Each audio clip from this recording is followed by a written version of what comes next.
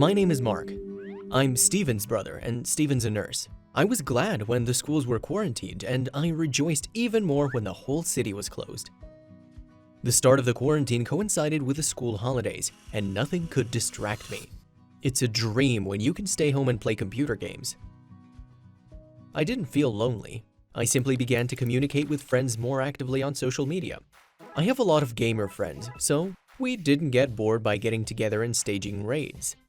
In addition, many services made their premium accounts free of charge for all the countries that were quarantined. All in all, I wasn't bored. I pulled out my anti-hemorrhoid pillow that I bought last year as if I knew I would need it. The fridge was full of food and all sorts of delicious stuff I'd bought on promotion before the quarantine. All right, I was fully prepared to sit through the entire quarantine. Once I got into my favorite gaming chair, I realized that I forgot to pay for my favorite game account, and it would expire in a couple of days. I checked my electronic wallet and it was empty. Okay, I thought I have to refill it in cash via the terminal. The closest one was in the neighborhood area, and there was already a restriction on movement without a route sheet and documents in the city, as well as checkpoints checking the documents. It's better to pay today before the control has been strengthened, so I wore inconspicuous clothes, a medical mask, gloves. In other words, I did everything not to stand out from the crowd. When I walked out of the house, I headed towards my destination. I tried to avoid meeting the patrol because I didn't even have a route sheet. What would I write in it? It's a matter of life and death. I need to pay for my computer game account right now. Right? I was approaching the terminal by roundabouts, and when I was just 1 block away, a patrol showed up ahead, which was moving towards me. I tried to act as natural as possible, but I knew the closer they got, the more nervous I felt. There was sweat on my forehead. If the patrol noticed that, they'd quarantine me in hospital immediately, and I would never see my favorite games. They were about to approach me as the last person on the patrol noticed something in the nearby bushes, and they pulled a couple of, probably lovers, out of there who decided to spend time together before the quarantine, and they had no masks. While the patrol was dealing with them, I slipped by quickly. Finally, after paying for the account, I jubilantly ran home. The way back was smooth as butter. At last I could relax, make myself comfortable, and play as much as I wanted. A week flew by imperceptibly. When I noticed the goodies in the fridge had run out, I realized something was wrong. Mom was walking around kind of sad, and Dad was angry and kept calling somewhere. I decided to ask Dad what had happened, and he responded irritated, telling me not to interrupt, so I approached Mom.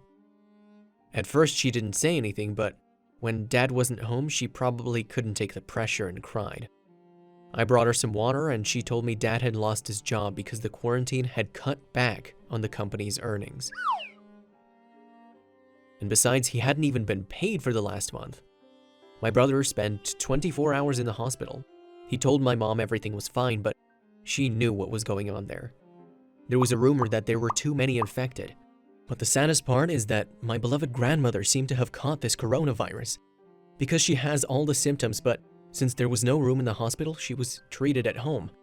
And my mom wasn't allowed to see her because of the quarantine. I realized I was playing games too much, and I didn't notice how things started to get worse around me. You can play so hard and discover that there is an apocalypse around you, and people are surviving, struggling for food and toilet paper. That was enough. I didn't want to stand by idly in this situation. It was time for action. First, I installed a special program from NVIDIA that uses the power of your video card in a distributed neural network to calculate the cure for the infection.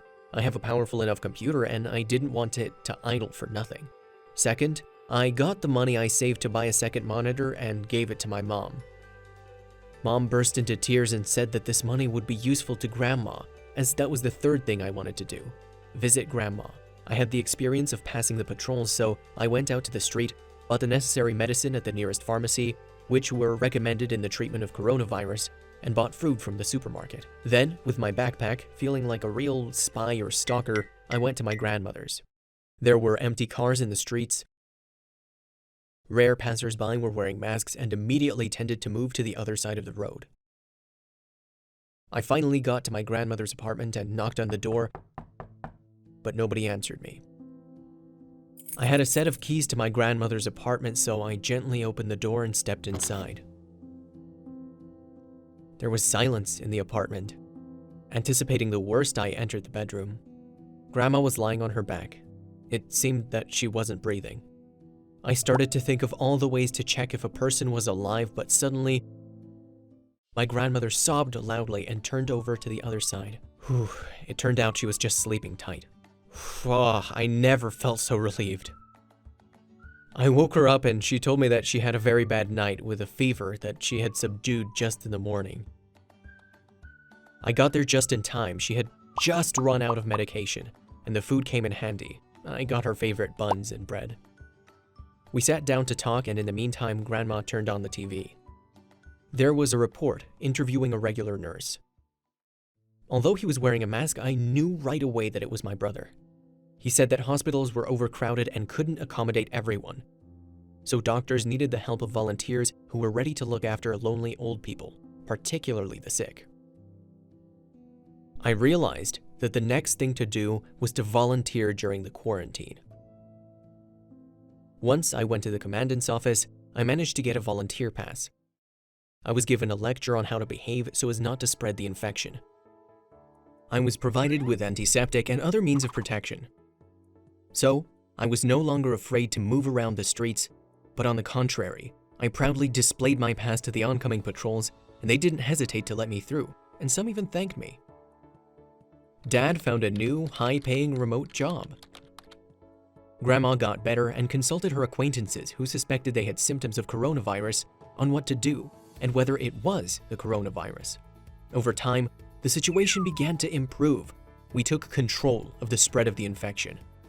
I've learned that it's only by working together that we can control any infection. We need to not just sit back, but actively help others without violating the general quarantine rules. Take care of yourself and your loved ones. Don't get sick, and remember that only together will we be able to prevail. Click the like button and subscribe to the channel. I'm Kelly. I have a multiple children family. My mom takes care of the household and the kids, and my dad's a farmer. A hired worker, to be exact. We don't have a farm of our own. Yeah, well, I've wanted to be successful since childhood and to live without denying myself anything, and most importantly, helping my parents and family. One day, on the way home, I was walking in the park and I saw a well-dressed man who looked like a businessman. He sat next to me and started asking questions about school, family, and life in general. I told him that our family was poor, so I didn't have a chance to go to university, and that I'd been working after school. He said, "Apply to Harvard, I'm sure you'll be admitted," and left. I was left surprised. He was sure that I could get in. It's the first time I've heard that kind of opinion about myself. Of course, my parents said I was smart, but I always thought they were saying it in love, not sincerely. I got inspired and decided to give it a try. I set a goal: learn, and learn again. My grades weren't brilliant, and I had to improve them before the exams. Of course, it wasn't easy. I studied when my girlfriends were having fun at parties. I studied when the whole school was resting on winter holidays. A teacher who had moved from another city started helping me. She also claimed that I could get in. My parents would love to help, of course, but my dad's salary barely covered family expenses. It wasn't even enough for a plane ticket, so I kept quiet about Harvard. With the help of my teacher, I got full marks in all school examinations. I registered on the Harvard website and applied, attaching a short essay about my goals in life, and the application was approved. The time to take the admission exams has come, the most worrying moment. My teacher helped me buy plane tickets. There were a lot of applicants at Harvard. We filled out questionnaires and took tests, which lasted for 3 hours. It was very intense, and we talked to each other during the breaks to unwind. And then came the moment of truth. I was afraid that I couldn't get the score I needed, and I clenched my fist. But the most unexpected thing happened. When I opened the envelope with my last name on it, I read, "We regret to inform you that you haven't scored enough points to be admitted to the university, but you have the opportunity to apply next year." In what condition do you think I was in? For the first 2 or 3 days, I was like a ghost. Never left the room, never slept, never ate, but sat and cried. My teacher said, "It's not that much of a problem. We need to keep preparing for the next year's application. It's never too late to study, and it's necessary to apply to Harvard." I chilled out a little, calmed down. This year, I decided to help my dad on the farm. Since I already graduated, I had a lot of time. I was tuning up, and again I gathered my strength for the next marathon, when suddenly, a letter came. It was a letter from Harvard. I opened it in surprise and started reading.